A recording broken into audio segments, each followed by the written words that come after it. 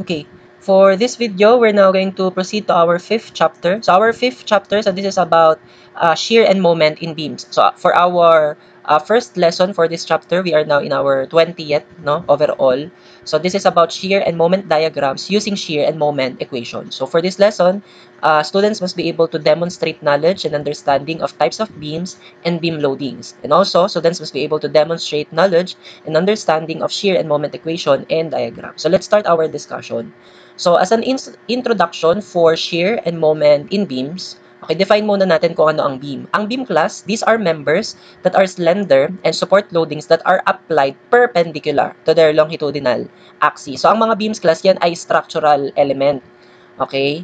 In fact, ang beam, yan ay considered among the most important of all structural elements. And saan siya ginagamit? Ginagamit siya to support the floor of a building, yung deck ng bridge, wing of an aircraft, no? Even yung axle ng automobile, nag-act siya as a beam. Even yung boom ng crane and even yung bones of our bodies, no, they act as beams, no? So ano yung itsura no nung beam na nagsusupport ng floor ng building? So ito 'yon, yung itsura niya, no? So this is a structural system.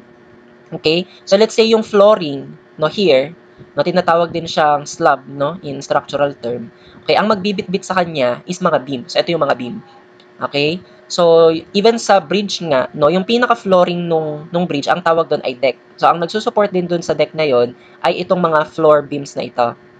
Okay? Sige, even sa wing of an aircraft, no? So ito ay structural system ng isang aircraft, no, or wing of an aircraft. So itong mga to, structural elements na yan ay nagsiserve as a beam. Okay? Ngayon, yung axle of an automobile, ito yon yung axle. No, nag-act as a beam. And then yung crane, ganito yung tsura ng crane. So madalas mo yung nakikita sa mga construction. So alin dyan yung boom ng crane? Yung boom ng crane ay ito. No? So itong boom na ito, nagsiserve siya as a beam. Okay? Sige. So yan yung kumbaga basic concepts no about beams. So ngayon, dahil nga beams ang pag-uusapan natin dito, no, kung naalala mo sa internal resultant loadings na diniscuss natin before, okay, kung halimbawa meron kang beam, tapos nag-cut ka ng section, let's say nag-cut ka dito. So dito sa kinat mo na section, merong mga may expose na internal loadings. So ano yung mga may expose na internal loadings diyan? Magkakaroon diyan ng, let's say, normal force, magkakaroon din diyan ng internal shear force, at saka internal bending moment. But in this case, di ba sa mga beam nga, minention natin kanina sa definition niya, na ang mga beam, ang ina-apply sa kanya na load ay perpendicular dun sa axis niya. No, so ibig sabihin, walang nagiging forces dito na pa-horizontal or naka-incline, ganyan. No? So dahil wala, no, ang nangyayari, yung normal force niya, nagzi-zero lang. No, kaya nga ang nangyayari dito, dun sa kinakat natin na section sa mga beam, ang makikita mo lang na internal loadings ay internal shear force at internal bending moment. Okay? Sige, ngayon, yung mga internal loadings na yon, okay, sila ay nagde-develop ng stresses. So, ano yung mga nade-develop na stresses? No? So, let's say para dun sa internal bending moment, ang nade-develop na stress ay bending or flexural stress. Para naman dun sa internal shear force, ang nade-develop na stress ay shear stress. Okay? So, knowing the distribution of the shear force and the bending moment in a beam is essential for the computation of stresses and deformations. Kaya, aaralin natin sila dito. Okay. So, pag-usapan muna natin ngayon, no, yung iba't ibang types ng beams and beam loadings. Actually, ito mga familiar ka na dito. So, we're just going to have some recall. No? So, actually, dalawa ang category ng ng mga beams natin. Yung tinatawag natin na statically determinate beams, and then the other one, yung statically indeterminate beams. Yung mga statically determinate beams, yan ay pwedeng simply supported beam. Ang simply supported beam, yan ay beam na yung isang end niya, pin supported or hinge supported, and then the other end ay roller supported, no? Ngayon, yung cantilever beam naman, ito naman ay beam na yung isang end niya ay fixed supported. Okay, or rigid yung kanyang support. And then doon naman sa kabilang end niya, free. Okay? And then meron din tayong tinatawag na overhanging beam. Yung overhanging beam, yan ay parang simply supported lang din, pero may mga portion na naka-overhang. Ito, no? Itong portion na to naka-overhang, even ito. Okay? Sige, so yung mga beams na yan, again, they are statically determinate beams. Ang ibig sabihin ng statically determinate beams, sila ay mga beams na yung reactions nila sa supports kayang isolve ng equilibrium equation. Okay? Sige. Ngayon, yung ikalawang type naman or category ng mga beams natin is yung statically indeterminate beam. So, ano yung mga under dito? So, meron tayo tinatawag dito na prop cantilever beam or prop beam. So, yan naman ay beam na fixed supported yung isang end. Tapos, yung another end niya naman either roller supported or hinge supported. And then, meron din tayo tinatawag na fixed or restraint beam. So, ibig sabihin yan, both of its ends fixed supported. And then meron din tayong tinatawag na continuous beam. Ito naman, isa siyang beam, no, pero may mga intermediate supports.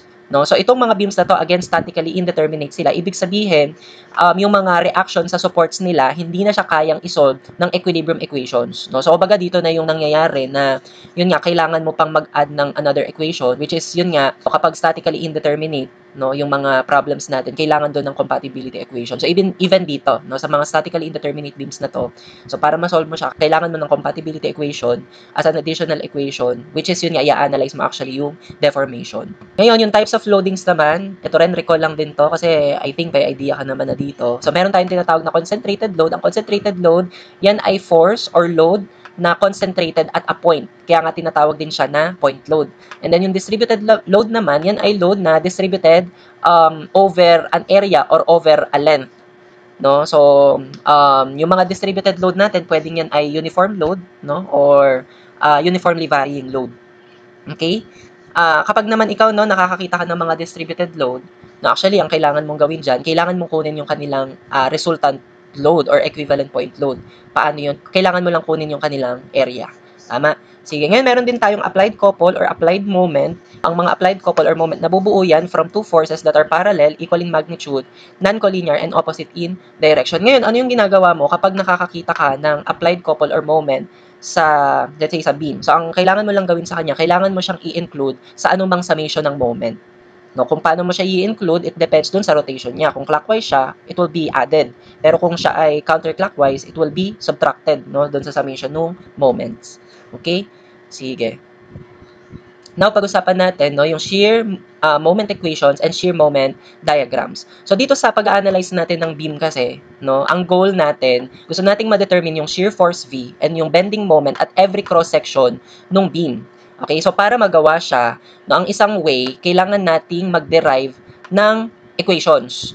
No, yun actually yung shear and moment equations, no, in terms of distance x. No, kapag nabuo mo yung ano niyon, equations na yun, actually pwede mong malaman kung ano yung shear or ano yung moment at any section dun sa beam natin. So pwede mo rin actually ma-plot, no, yung mga shear and moment natin, no, dun sa beam, no.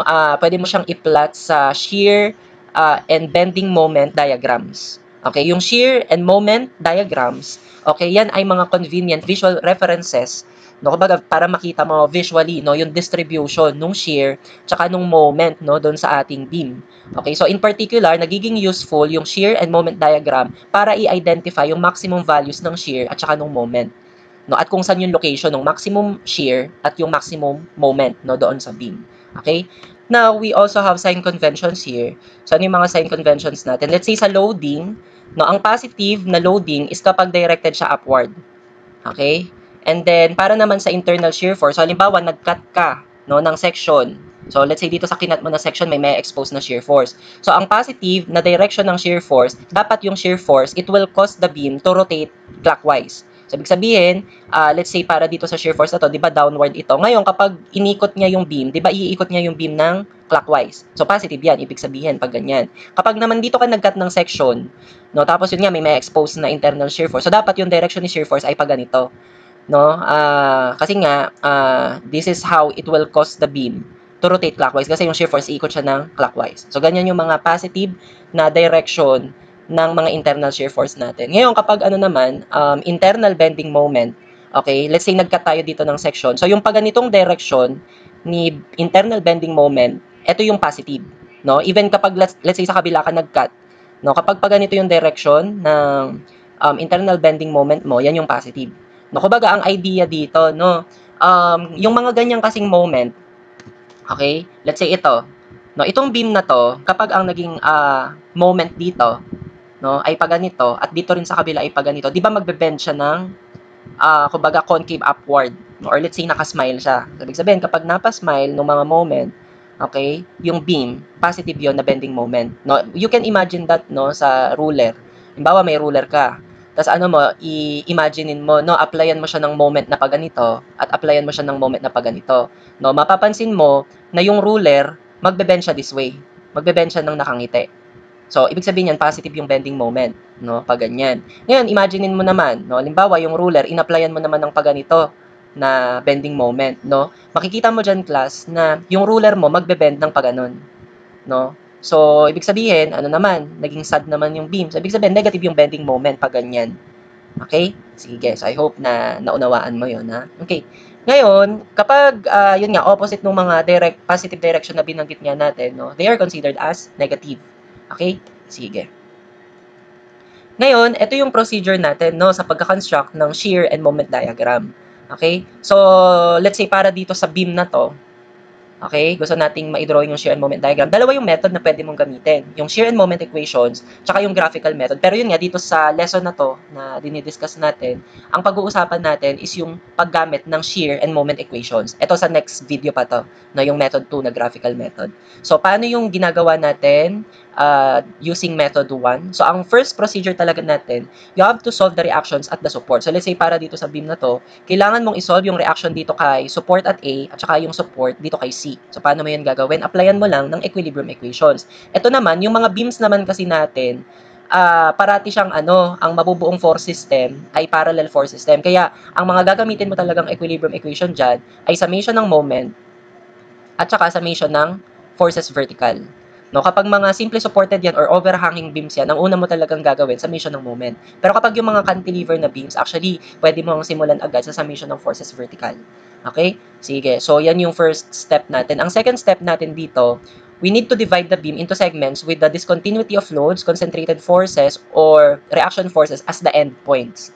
So, again, kailangan mo daw hatiin yung beam into segments. So, paano yung hati ng segments? Basta may discontinuity ng load, at saka merong mga concentrated force or reaction force, no, they will be considered as the endpoints ng segment. Halimbawa dito, 'di ba dito merong reaction dito, no, dito kay support at A. So diyan yung isang endpoint ng segment, and then yung another endpoint ng segment niya is yung discontinuity nung distributed load, which is dito kay point B. So isang segment yan, yung segment AB, no, and then another from point B, tapos dito 'di ba meron dito magiging reaction force kay C. So ibig sabihin another segment yan, segment BC.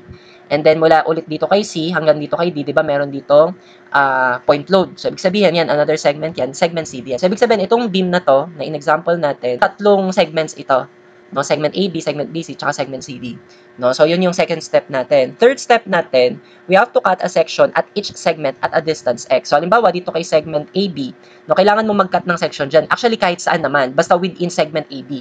No, basta kahit saan ka mag-cut dyan, let's say nag-cut ka dito, no, i-assign mo na yung distance mula doon sa left side, okay? Doon sa pinaka-left, papunta doon sa kinat mo na section, ang distance ay x.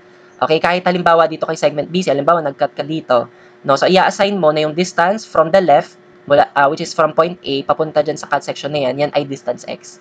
No, and so on.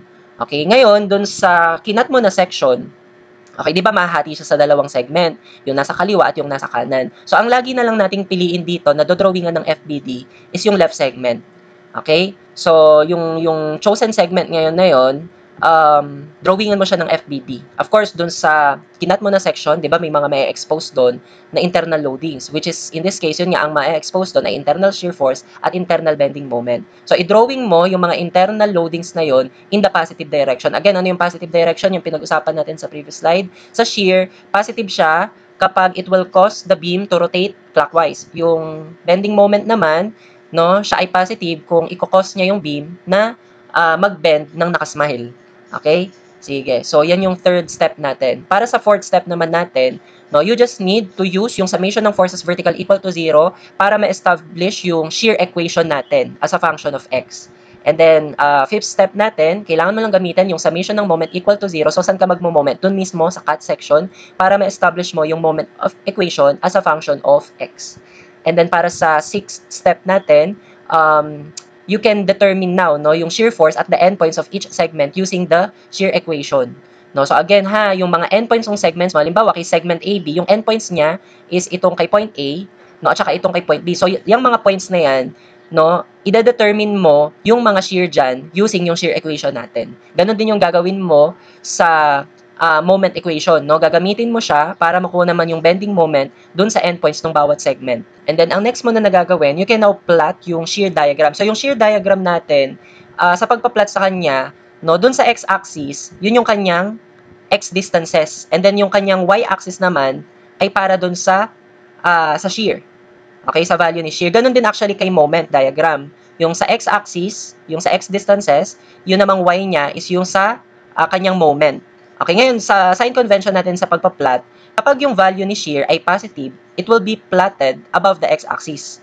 No, ngayon, ganun din kay moment. Kapag positive ang value ni moment, it will be plotted above the x-axis. Kung negative sila, they will be plotted below the x-axis. No, so ito na actually no yung complete no na procedure no sa pagdodrawing nung shear and moment diagram natin using shear and moment equation. Okay, so these are examples of shear and moment diagrams. Okay, so ito yung mga load diagrams ng mga beams natin. Okay, and as you can see, ito naman yung mga corresponding shear, okay, and moment diagram nila. Ngayon, ang tanong dito, paano ba natin malalaman no, kung ano yung dapat maging itsura ng shear at saka moment diagram natin? No, so ano yung mga rules no, na kailangang tandaan para malaman kung yung shear or moment ba, let's say, ano lang, horizontal na straight line, or paano malalaman kung yan straight line lang na naka-incline, no, or paano ba malalaman kung dapat yung drawing mo naka-curve na, no, and kung yan man curve, paano mo malalaman kung siya ba concave downward or concave upward.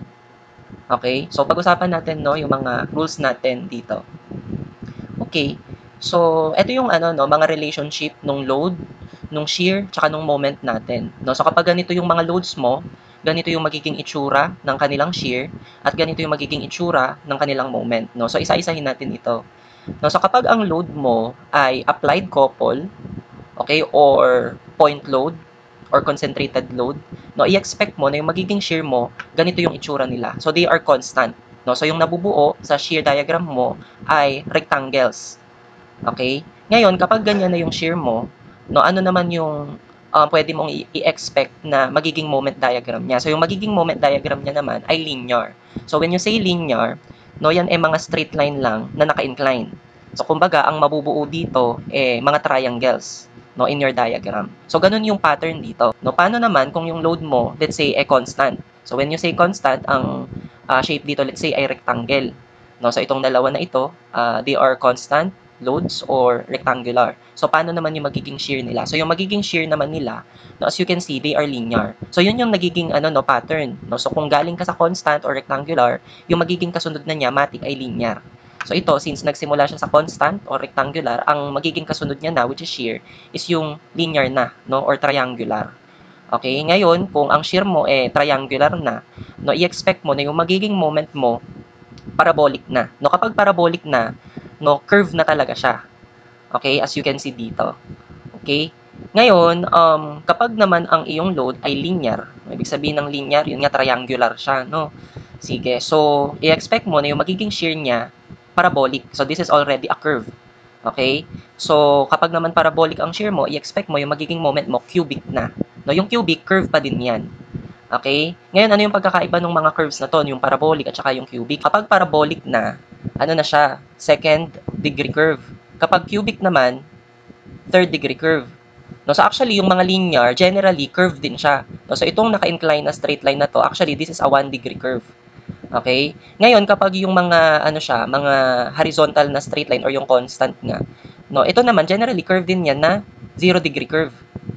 Okay? So, yun yung pattern dito. No? Kapag nagsimula ka sa load na 0 degree curve, ang magiging shear mo 1 degree, which is linear, and then yung magiging moment mo parabolic. Kapag naman nagsimula ka na yung load mo linear 1 degree yan, ang kasunod yan 2 degree, so parabolic yun. Ang kasunod naman nun cubic na or third degree yun. Okay? So, yun nga yung makikita mong pattern dito. Yun yung pagkakasunod-sunod niya.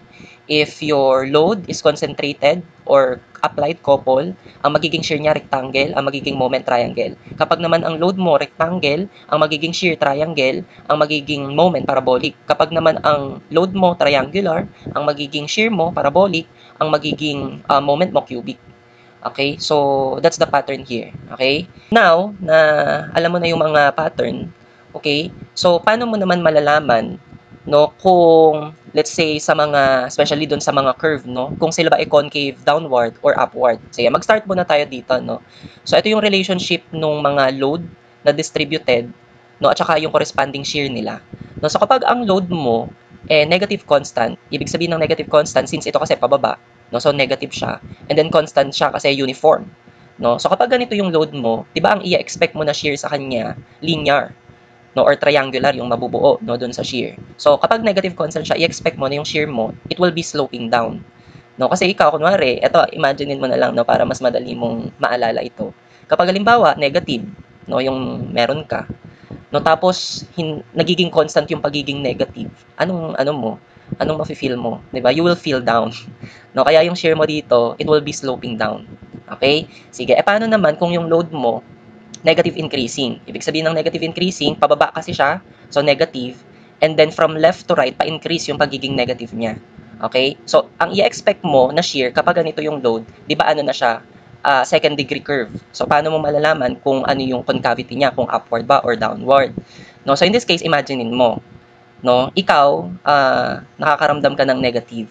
And then yung negativity na nafe-feel mo pa-increase.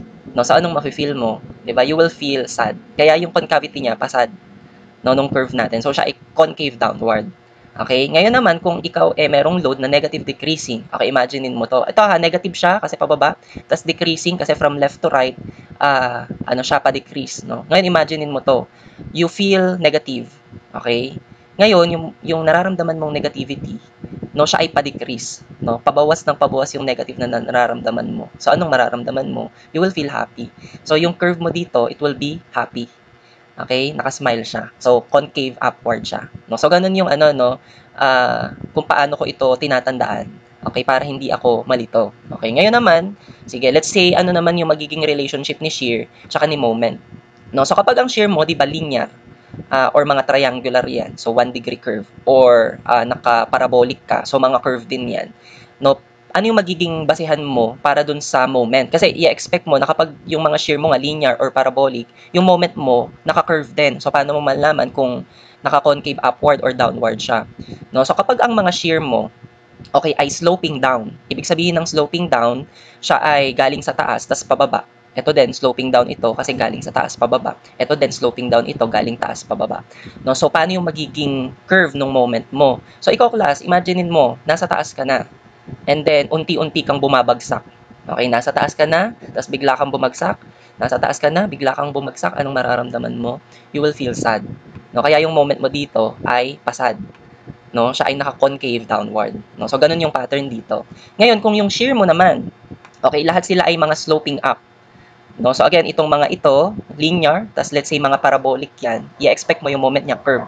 So ano yung concavity ng curve niya? So ito class mga sloping up ito. Imaginein mo to yourself, ikaw ay galing sa baba, tas unti-unti kang tumataas. Galing baba, ikaw ay biglang tumaas. Galing baba, ikaw ay biglang tumaas. Okay, so anong mararamdaman mo? You will feel happy. So mapapasmile ka. So yung concavity dito ng curve mo ay concave upward. No? So yan yung ano natin, no, mga patterns natin dito. So tandaan mo yung mga yan kasi ito yung mga rules na i-apply mo kapag magko-construct na tayo ng shear at saka ng moment diagram. Okay.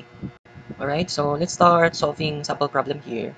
So we are asked here to establish the shear and moment equations for the beam shown in the figure. Draw also the shear and moment diagram. So ito yung ating beam. So ito ay simply supported beam. Okay, so pinapadrawing sa atin ang shear and moment diagram and pinapa-establish no yung shear and moment equations. Okay, so ito yung procedure na susundin natin. So ang first na gagawin talaga natin, we have to solve the reactions no doon sa ating supports. Okay, so to do that, okay, lagyan natin ito ng mga reaction. So itong support dito, ito ay roller. Okay, siguro pangalanan ko na lang na point B, itong right end, yung left end natin point A. So pangalanan ko to na ano na lang, reaction at B, RB. Okay, ito naman kay A, actually dalawa ang magiging reaction dito since ito ay hinge, isang horizontal at isang vertical. Pero yung horizontal reaction niya kasi, since wala naman siyang ibang makakasama na horizontal force or horizontal reaction, it will just be 0. So ang magkakaroon lang dito ay vertical na reaction. So pangalanan ko na lang to na reaction at A. Okay, to solve these reactions, no, since ito ay parallel force system, so applyan mo to ng dalawang equilibrium equation. Since ito dalawang reactions na vertical, ang una mo talagang gagawin ay summation ng moment. So saan ka pwedeng mag-moment? Either kay A or kay B. So summing up moment, let's say about point A na lang equal to 0. Lahat ng clockwise ay positive. Okay? So ang mangyari dito pag nag-moment tayo kay A, canceled na si RA. And then, yung ating distributed load, kunin mo ang kanyang equivalent, point load or resultant load. So, kunin mo lang yung area ng rectangle. Ang area ng rectangle ay base times height. So, L times yung height niya na W. So ito ay, let's say, WL, no, yung magnitude ng kanyang equivalent point load. And since ito rectangular ito, ang location niyang equivalent point load niya nasa gitna lang ng total length niya na L. So nasa gitna lang siya, so L over 2 ito. And then dito sa kabila, ganun din kasi nga nasa gitna, kalahati. Okay. Now, i-moment natin yung point load na yan, yung WL. Okay, about point A. Ang moment arm niya will be L over 2. And then, ang ikot niya, about point A ay clockwise, so positive. And then, yung RB, ang magiging moment arm niya is itong L. Okay, and then, ang kanyang ikot ay counterclockwise, so it will be negative. So, we can equate this to 0. So, solving for RB, actually, pwedeng makancel out dito yung L, kasi pareho naman silang may L. So, yung RB, transpose natin sa kabila, it will become positive RB equal to, okay, ang natitira, WL over 2. Okay, which in this case, mukhang ano naman to, mukhang common sense. Kasi yung ano naman natin dito, point load or equivalent point load, WL, tas nasa gitna siya. So malamang yung RA natin tsaka RB, paghahatian lang yung WL equally. Kaya WL over 2. So you expect mo yung RA WL over 2 din. O, confirm mo pa din. Mag-summation ka ng forces vertical equal to 0. Lahat ng clockwise ay positive. So ang RA natin pataas, positive. Yung WL pababa, negative. Yung RB natin pataas, positive. Okay, equal to 0. Ang RB mo ay WL over 2.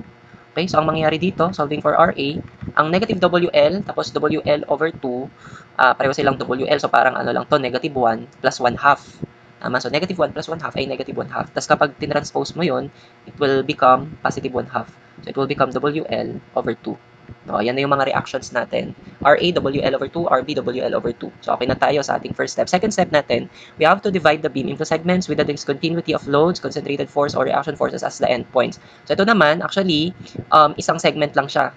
No? Kasi let's say yung discontinuity nung distributed load natin, nag-start dito, and then nag-end dito. Tama? So, wala rin naman tayong concentrated force within the distributed load. No? So, ibig sabihin, isang segment lang siya. No? Yung segment AB na yan. Okay? Sige. Now, sa third step natin, magkakat tayo ng section at each segment at a distance X. Okay? So, ang gawin natin, mag-cut ka within segment AB. No? So, let's say, mag-cut tayo somewhere here. Okay, so mahati ito sa dalawa, itong nasa left at saka itong nasa right. So, ang parati mo na lang piliin is itong left na segment natin. So, drawing the left segment. Okay, so dinrawing ko dito, no, yung left segment natin. So, of course, kasama dyan yung reaction force sa A. And then, kasama din dyan itong distributed load na ito na may intensity W. And then, dito sa kinat natin, okay, ang distance niya from the left, lagi siyang distance X. Kahit saan ka mag-cut, kahit dito ka mag-cut, dito ka mag-cut, okay, it will be assigned as distance X. Okay? So, mula dito sa na-drawing natin na to, okay, dito sa na-cut natin na section, may mga may expose dyan na internal loading. So, ano yung mga may expose dyan?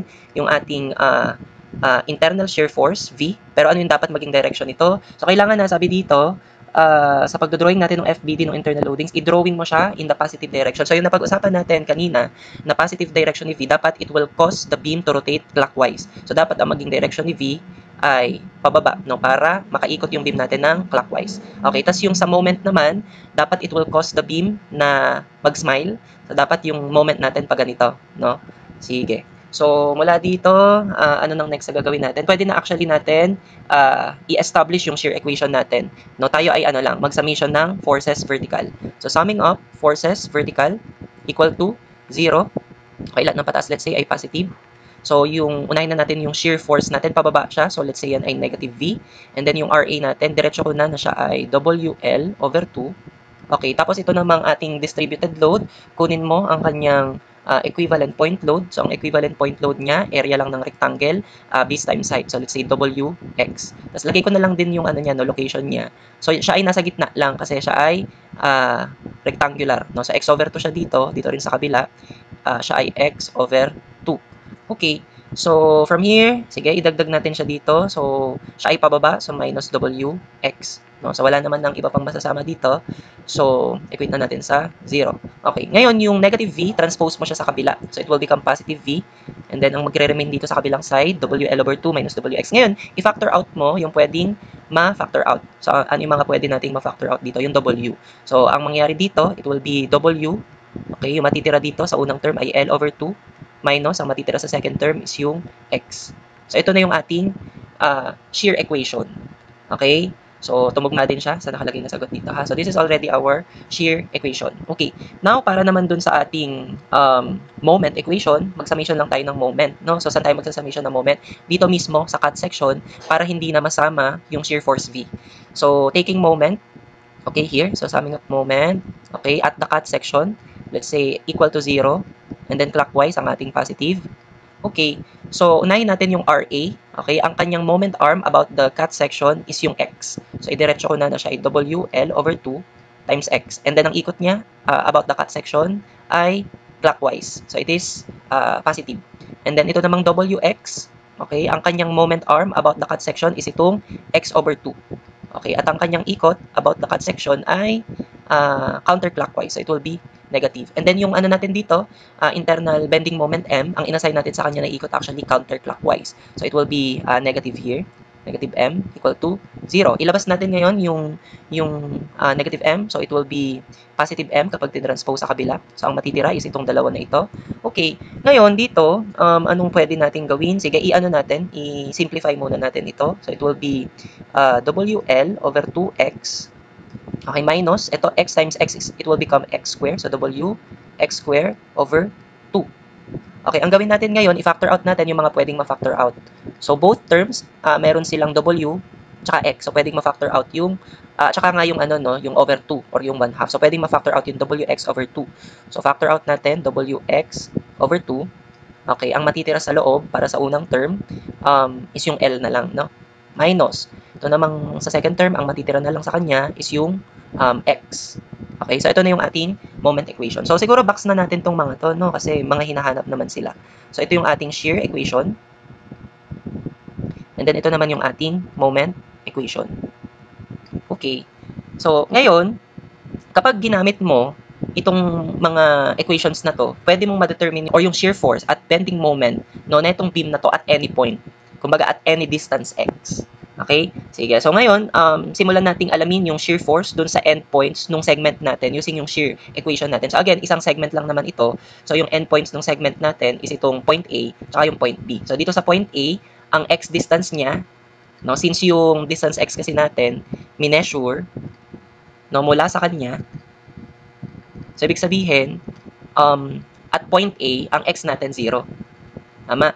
At point B naman, ang x natin, so ano yung x distance niya from point A? Yan ay L. Okay, so yan yung mga endpoints natin. Yan yung determinant natin ngayon ng shear force. Okay, so using our shear equation, okay, unahin natin, no, at x equal to 0, okay, using our shear equation. So, ang magiging shear natin, palitan lang natin yung x dito ng 0. So, this is WL over 2. So, actually, kailangan tumugma ito dun sa reaction force dito kay A. Kasi kung ano yung reaction force dito kay A, dapat yun lang din yung magiging shear force dyan, which is WL over 2. So, mukhang tumugma naman, no? So, alamin mo rin yung shear at x equal to L. Okay? Sige. So, solving for the shear, substitute mo lang yung L sa value ng x dito sa ating shear equation. So, ito ay L. Kung ito ay magiging L, sige, sulat natin W, L over 2, yung x mo, substitutean mo ng L.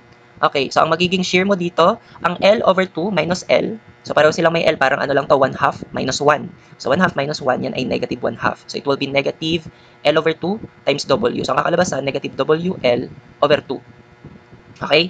Sige, so ito ngayon yung mga shear natin. Okay, ngayon naman, i-determine naman natin yung mga moment natin. No, yun yung next step using yung ano natin, moment equation natin. Okay? So solving for our moments at x equal to 0 muna. Okay? So kapag ginamit natin yung moment equation, tapos pinalitan natin ng 0 yung mga x natin. So actually, ang kakalabasan ng moment dito ay 0.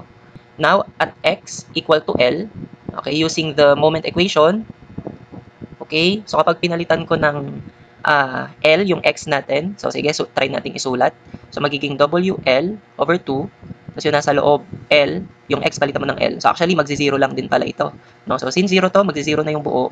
So yung moment natin at x equal to L ay 0. No? So ito na yung mga naging ano natin, moment at each endpoint. No?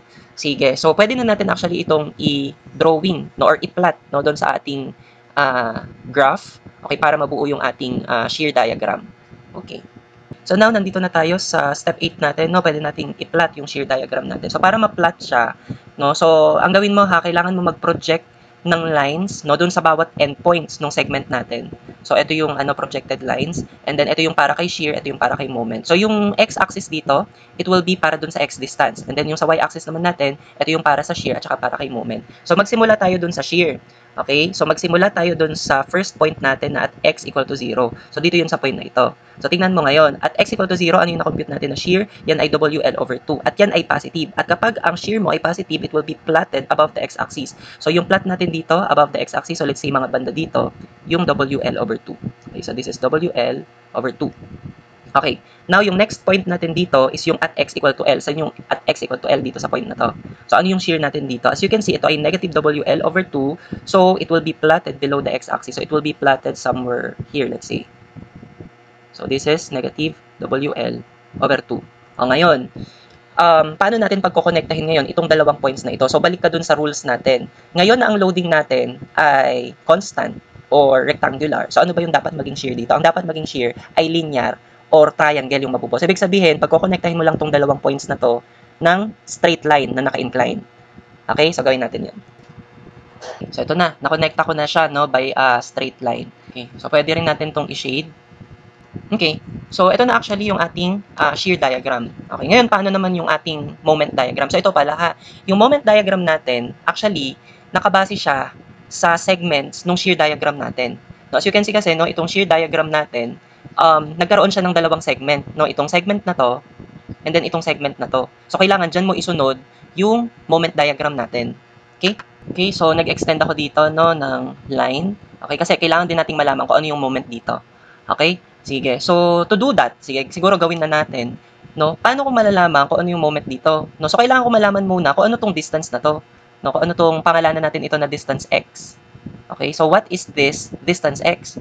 Okay, to know this, no, ito ha, ano mo, i-observe mo. Di ba dito sa point na to, ano ba ang kanyang shear? No, at this point actually, ang shear niya, 0. Tama? Ngayon ganito, di ba meron tayong shear equation? No, yung shear equation natin, no, ito yung na-establish natin kanina na shear equation. No, di ba sabi natin, basta may shear equation ka, no, pwede mong malaman kung ano yung shear at any point. Paano kung alam mo yung shear na? No, alam mo na yung shear na to ay 0.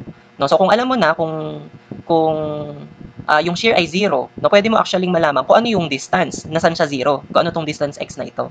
No, so yun yung gawin natin ngayon, no. So alamin natin kung nasan yung distance ng 0 shear using yung shear equation natin. So at 0 shear, okay, so using yung shear equation natin, yung shear V mo ay 0 equal to i-ano natin to, i-simplify na, no, distribute mo WL over 2 minus WX. So, pwede actually ditong ma-cancel out yung W kasi pareho sila may W tapos naka-equate sa 0. So, you can solve for X, transpose mo sa kabila. So, yung X mo, it will just be equal sa L over 2. No? So, ito palang distance X na to, L over 2 lang siya. Which is, ano naman din, pretty obvious. No? Kasi, ano naman, symmetrical yung ano natin yung loading natin. So, mukhang malamang, itong point na to, no, it will be nasa gitna. Okay? So, yung X na to, again, this is L over 2. Okay? So, sa madaling sabi, pwede na nating malaman kung ano yung moment dyan sa point na yan using yung moment equation natin. So, ang moment, okay, at x equal to L over 2, okay, using yung moment equation natin. Okay, so yung x natin, palitan mo lang ng L over 2 dito sa moment equation. So, it will become W, yung x ay L over 2. Okay, tas naka-over siya sa 2. Okay, times L, minus yung x ay L over 2. So, simplifying this, so itong 2 na to, pwede siya mapunta dito sa ilalim. So, it will become 2 times 2. So, 4 yun. So, W, L over 4. Tapos ito, ang L minus L over 2, para lang siyang 1 minus 1 half. So, it will be 1 half din. So, it will be L over 2. So, simplifying this, ano ang kakalabasan niya? Ito ay L times L, that will become L square over 8. So, yung moment pala at x equal to L over 2 ay WL square over 8. Okay, so this time, simulan na natin gawin yung moment natin, diagram natin. So, para sa unang point natin at x equal to 0, yan, dito yan sa point na ito. Okay, ang moment niya dito actually ay 0. So, dyan lang siya mismo mapaplat. Okay, now, yung isunod natin is yung x equal to L over 2. Okay, ang value niya ay WL square over 8 at yan ay positive. Kapag positive, yung moment natin, it will be plotted above the x-axis. So, it will be plotted, let's say, somewhere here. So, this is positive WL square over 8. Para dun sa last point natin at x equal to L, which is dito yun sa point na yun, ang moment dito daw ay 0 din. So, nandito lang din siya mismo. So, paano natin ngayon i-connecta itong dalawang points na ito? So, ibabase mo siya dun kay shear. As you can see, yung shear natin, ano siya, linear. tama, or triangular. So ibig sabihin, yung dapat maging moment na natin dito ay curve, no, or parabolic, no. So paano yung magiging curve natin? No, saan mo siya ibabase? 'Di ba yung shear natin sloping down siya? So dahil sloping down siya, no, anong mararamdaman mo mula taas, ikaw ay pababa. So it will be sad, no. So yung concavity dito ng curve mo ay concave downward. Okay. Now, para naman dun sa next segment, mula dito sa point na to, papunta dito sa point na to, curve din yung magiging moment natin. So, ano yung concavity? Again, sloping down din ito, di ba? Mula taas, tapos pababa siya. So, ikaw ay masasad. So, yan ay concave downward. Okay? Sige. So, ito na actually yung ano natin, moment diagram natin. So, pwede natin tong i-shade. Okay. So, para dito sa problem na ito, no, actually nagawa na natin, no, yung pinapagawa. Yung mga shear and moment equations natin, na ibigay na natin. And then, ito na yung ating shear and moment diagram. Okay, ano lang din, no, I'll just give you a note here. Kung i-observe mo din, no, yung let's say maximum shear at saka maximum moment. Ang maximum shear niya, no, ay numerically, no, WL/2. So, mapa-positive man or negative, pwede mong piliin as the maximum shear, ha. So, in this case, pareho lang naman kasi yung value nung positive at negative. So, sila na din mismo yung maximum na shear, no. Ngayon, para naman dun sa maximum moment, so base dito sa diagram natin, ang maximum moment ay nandito sa point na ito. So, siya ay located sa gitna. So, at ang value nung kanyang maximum moment ay WL²/8, no. So, i-observe mo na itong maximum moment na to, natagpuan natin siya kung saan 0 yung shear. No, so you can remember that, no, take note of that, na yung maximum moment nag-occur siya sa kung saan 0 yung shear or kung saan yung shear ay nag-change ng sign. Let's say from being positive, no, nagiging negative siya. Okay? Sige. So, tapos na to. Okay, for our next sample problem, we are asked here to establish the shear and moment equations for the beam and to draw, no, the shear and moment diagram. So, ito yung given beam natin. So, siya ay cantilever beam. So, fixed supported itong isang end niya. And then the other end, ano siya, free. Okay, so meron siyang kinikerry na varying load, no, or let's say triangular load na merong intensity na W sub O. So, ito yung procedure na gagawin natin. The first thing that we have to do, we have to solve the reactions first, no, at the supports. So, ang support natin ay fixed support. So, meron tayo ditong tatlong reaction, isang horizontal, isang vertical, at isang moment reaction. Pero take note na yung magiging horizontal reaction niya, no, it will just be 0. No, kasi wala naman tayong ibang horizontal na force, mapa-applied force man or reaction. So, magsi-0 lang yung horizontal reaction. So, ang meron lang dito is yung vertical reaction. So, pangalanan ko lang, let's say, itong support na to, pangalanan ko siya na point A. So, yung vertical reaction natin, pangalanan ko na lang na AV. And then, yung moment reaction natin, pangalanan natin na MA. So, yung vertical reaction natin, obviously, dapat pataas ito. Kasi pababa yung load. No? And then, yung moment reaction natin, it should be counterclockwise, no? Kasi yung load natin, pag minoment mo siya dito kay A, clockwise. Okay? So, we can solve these reactions using dalawang equilibrium equations. So, since isa lang naman ang vertical na unknown, pwede tayong magsimula agad kay summation ng forces vertical. So, summing up, forces vertical equal to 0. Lahat ng pataas ay positive. So, yung AV ay pataas. So, that will be positive. And then, ito namang distributed load, kunin mo lang ang kanyang equivalent point load or resultant load. So, it will be located somewhere here. So, ang kanya equivalent point load, ano lang naman yan, area ng triangle. So, 1/2 base times height. So, 1/2 base, ang base niya ay L, ang height niya W sub O. So, let's just say ito ay 1/2 W sub O times L. Okay, ngayon yung location niyan, no? So, kung siya ay susukatin mo dito, no, sa mas mahabang side, okay, so this is 2L/3. Okay, kung susukatin mo naman siya dito sa maikli na side, so ito naman L/3. Okay? Sige, so sige, include na natin ngayon yung equivalent point load na yan dito sa summation ng forces vertical. Siya ay pababa, so yan ay negative 1/2 W sub O L. So wala naman ng iba pang masama, so equated na to sa 0. So obviously, yung AV mo, equal lang siya sa, let's just say W sub O L over 2.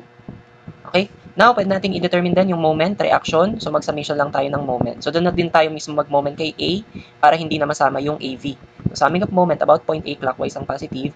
So, yung moment reaction natin, ang inassign natin sa kanya ay counterclockwise. So, it will be negative MA here.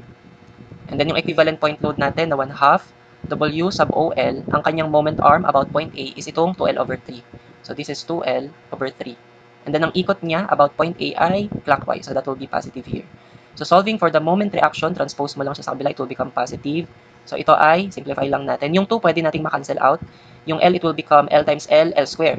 So, that will be W sub O, L square over 3. No? So, ito yung ating moment reaction. Okay, so ito na yung mga reactions natin. Okay na tayo sa step 1. Step 2, we have to divide the beam into segments with the discontinuity of loads, concentrated forces, or reaction forces at the end, as the endpoints. So dito, meron tayo ditong reaction force. So dito magsisimula yung segment. And then meron din ditong distributed load na nag-start dito.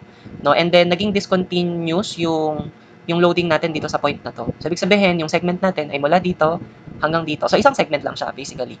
Okay? Sige. So ngayon, ang third step mo, mag-cut ka ngayon ng section dun sa segment at any distance x. So let's say, i-cut natin tong segment na to.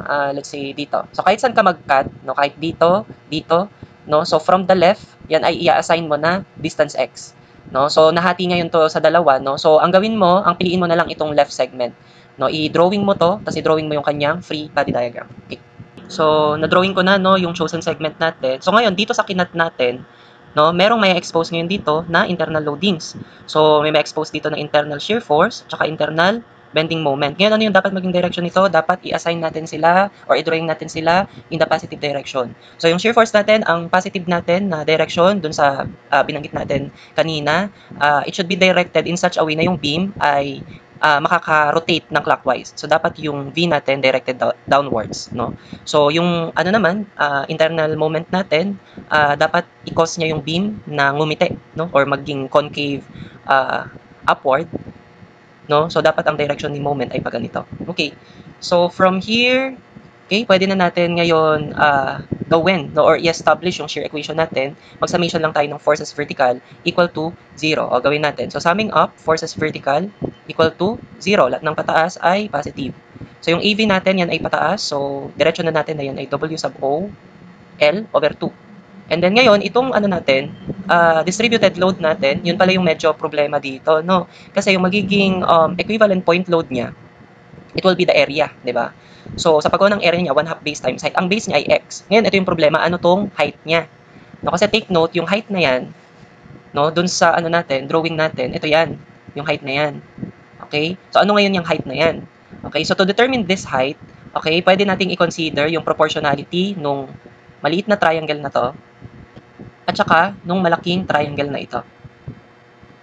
Okay? So, pwede tayong mag-ratio dito ng, let's say, ano na lang, height over base. Okay? Para dun sa maliit. Tapos, i-equate natin siya sa height over base ng malaki na triangle. Okay? So, i-assign na lang natin na yung height, okay, nitong maliit na triangle na to ay y.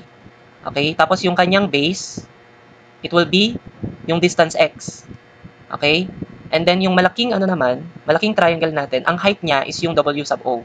And then, yung base niya naman is yung length L. Okay, so applying ratio and proportion for these similar triangles. So ang mangyayari sa kanya, height over base nung nakapula na triangle, yan ay y over x. Yan ay proportion or equal sa height over base nung malaking triangle or yung naka-purple. Okay, yan ay w sub o over l. So solve mo yung y ngayon. Yung y na yan ngayon ay w sub o x over l. So yan ngayon yung height neto. No, yan ay w sub o x over l. Okay? So, pwede na natin ngayon i-determine yung equivalent point load natin. So, para sa equivalent point load natin, 1/2 base times height lang yan. So, 1/2, tas ang base ay x, tas ang height niya ay w sub o x over l. So, simplifying this, it will become, ano na lang, w sub o x square over 2l. Okay lang yan? Sige. So, yung ano niya rin, location niya, no, kapag sinukat mo siya mula dito sa mas mahaba, yan ay 2L over 3. Pero yung L niya, no, in this case, ay X. So, ito ay 2X over 3. Okay, dito naman sa mas maikli, ang distance niya na to ay X over 3. Okay, sige. Tuloy natin itong summation ng forces vertical natin. So, yung equivalent point load natin yan ay pababa. So, negative W sub O X square over 2L. Tama? So, tapos yung ano pala natin, yung internal shear force natin, pababa siya. So, negative V equal to 0. So, okay na yung mga vertical forces natin na pagsama-sama na natin. So, ngayon, ilabas mo yung V. So, kapag nilabas mo si V, okay, ang mangyayari, ito, pwede nating i-factor out yung mga common terms. Let's say W sub O, tsaka yung 2, yung over 2, no? It's common sa dalawang terms na ito. So, pwede natin i-factor out yung W sub O over 2. Okay? So, ang matitira sa unang term natin is yung L. Minus, yung matitira dun sa second term natin, X square over L. Okay, so this is already our shear equation. Pwede natin to i-box. Okay. Now, para naman dun sa ating moment equation, no? So mag-summation lang tayo ng moment, no, at the cut section. So dito tayo mismo mag-moment at the cut section. So dito ko na lang ituloy. So summation ng moment at the cut section equal to 0, lahat ng clockwise ay positive. Okay. So, unahin natin yung moment reaction. Class, take note, may moment reaction dito kay A. So, kapag may mga moment reactions tayo, just have to include it sa summation ng moment. No? At itong moment reaction natin, ano siya, counterclockwise. So, yan ay negative. So, idiretso ko na negative W sub O L square over 3. Okay, and then next naman, itong AV, i-moment natin dun sa cut section. So, ang moment arm niya is yung X. So, idiretso ko na W sub O L over 2 times moment arm niya na X. Tapos, ang ikot niya about the cut section ay clockwise. So, yan ay positive. Alright. And then, ngayon, tuloy natin yung para naman dito sa equivalent point load natin na W sub O X square over 2L. Okay, ang moment arm niya naman ay ito, yung X over 3. So, sulat natin, tuloy ko dito sa baba. So, W sub O X square over 2L. Ang moment arm niya ay yung X over 3. Tapos, ang ikot niya about the cut section ay counterclockwise. So, it will be negative. And then, yung moment naman natin dito, or yung bending moment natin dito, ang ikot niya ay counterclockwise. No? So, negative M. Okay, so this will be equated na sa 0. So, ilabas natin ngayon si M. Okay, so malilipat siya dun sa kabila. It will become positive. Tapos dito, sa mga to, i-factor out natin yung mga pwedeng ma-factor out. Diretso na natin, no? So, lahat sila may W sub O. Okay, sige, factor out natin yung W sub O. So, factoring out yung W sub O, so it will be W sub O. Para dun sa unang term, yan ay magiging ano na lang, negative L square over 3. Okay, para sa second term, ang matitira na lang sa kanya ay L over 2. Lx over 2. Tama? And then sa third term naman, ang matitira na lang sa kanya ay negative. Ito, x squared times x, that will become x cubed. Over, ito 2 times 3, magiging 6L. Okay? So, ito na yung ating moment equation. So, actually dito, pwede mo ring i-factor out yung 6 kapag finactor out mo yung over 6. No, ito yung kakalabasan niya. Pero ito, pwede ko na itong i-accept, no, na moment equation. So, pwede ko na itong i-box. Ngayon na na-establish na natin yung shear at saka moment equation natin, pwede na natin ngayon simulan na i-determine yung shear force dun sa endpoints ng segments natin. No, so ang endpoints naman ng segment natin is yung ano lang, itong point A. So dito sa point A, okay, ang x distance dito ay 0. And then dito naman sa right end, pangalanan ko na lang na point B, ang x distance naman dito ay L. So yan yung ano natin, endpoints ng segment natin. So alamin natin yung mga shear sa kanila. Okay? So using yung shear equation natin, okay, at x equal to 0 muna.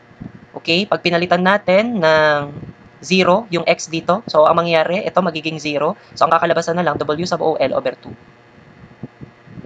So, again, dapat ito tumugma to, no, dun sa reaction kay point A. Kasi ang reaction kay point A, W sub O L over 2. So, dapat yan lang din yung maging shear at that point. Okay? Now, at x naman, equal to L. Okay? Palitan mo ng L ngayon yung x dito sa shear equation. So, we can solve for the value of shear. So, it will become W sub O over 2. And then L minus yung L, yung x, magiging L, tapos naka-square yan over L. Ngayon, di ba ang L square over L, di ba L lang yan? So, ang mangyari, L minus L. So, magzi-0 lang to. So, ang shear pala, no, at x equal to L ay 0 lang, no? Sige. So, yan ngayon yung ating values ng shear. No, ngayon, para naman dun sa moment, okay, step 7 na tayo. Kunin natin yung moment dun sa endpoints ng segments natin. Start tayo kay x equal to 0. Okay, using the moment equation, palitan natin ng 0 lahat ng x. So, ito, makakancel out. Ito din, makakancel out. So, magsi-0 lang sila. No? So, ang matitira na lang, negative W sub O, L square over 3. Class, ito din, kailangan tumugma. Kasi dito kay point A, meron tayong moment reaction. Ang naging moment reaction natin kay point A ay W sub O, L square over 3. So, dapat yan lang din yung maging moment at point A. Ngayon, itong negative sign na to, no, ini-indicate niyan na yung moment reaction dito kay point A ay counterclockwise. True enough, counterclockwise naman talaga ang moment reaction ng A. Okay? Sige. So, alamin naman natin ngayon yung moment at x equal to L. So, using yung moment equation natin, palitan lang natin ng L, yung mga x natin. So, ano yung kakalabasan dito? Sige, i-substitute natin W sub O, and then negative L square over 3 plus, okay, yung x natin, palitan natin ng L. So, it will become L times L. Diretso ko na siya ay L square over 2 minus itong x na to, pangapalitan ng L. So, it will become L cube. Okay, over 6L. Alright. So, simplifying this, no? So, itong third term na to, di ba yung L sa ilalim makakancel out? Tapos itong L cube sa taas, magiging L square na lang siya. So, lahat sila ay naka-L square. So, pwede mo silang pagsama-samahin. So, pwede mo to ipindot sa calcu.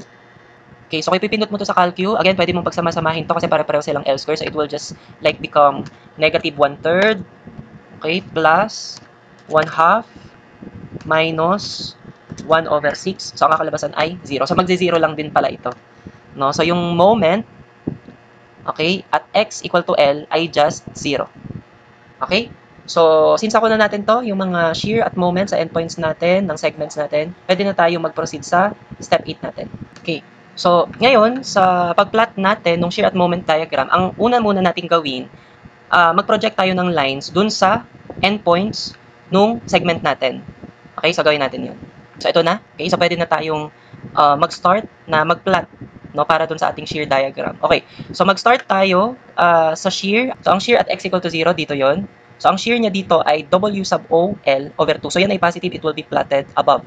So, let's say somewhere here. So, this is W sub O L over 2. Okay, dun sa next point niya at x equal to L. So, dito yon.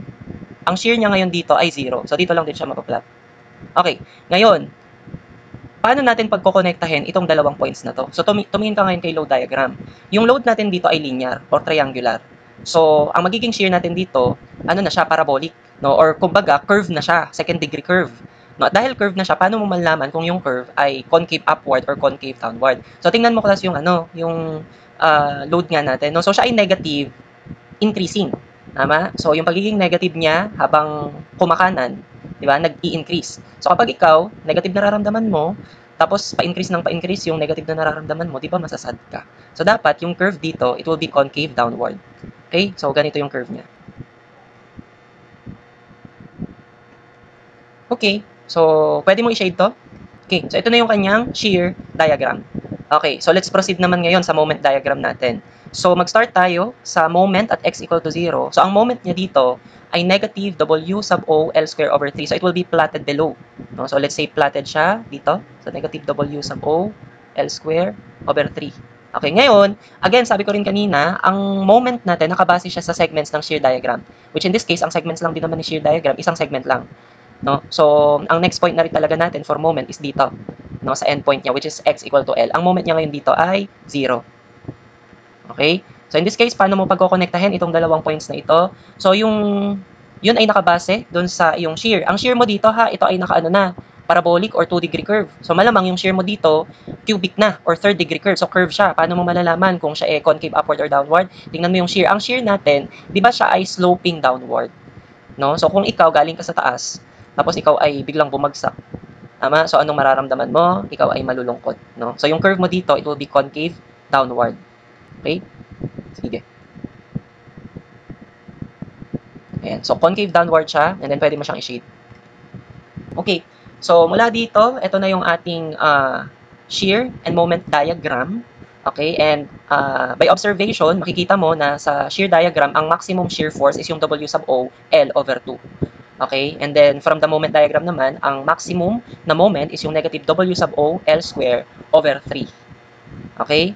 So, dito, no, take note of this, no, na kapag ang beam mo ay fixed supported, lagi na yung maximum shear force mo at maximum moment ay nandoon sa support. Okay? So, take note of that. No, yung kaninang note natin sa unang sample problem, no, kapag ano yun simple supported beam, no, yung maximum moment niya nasa 0 shear. So, it's different here. Okay? Kapag ang support ay fixed supported. Okay? Okay, so take note of that, no? Na for cantilever beams, yung maximum shear at maximum moment ay nasa fixed support. Okay? So, tapos na to.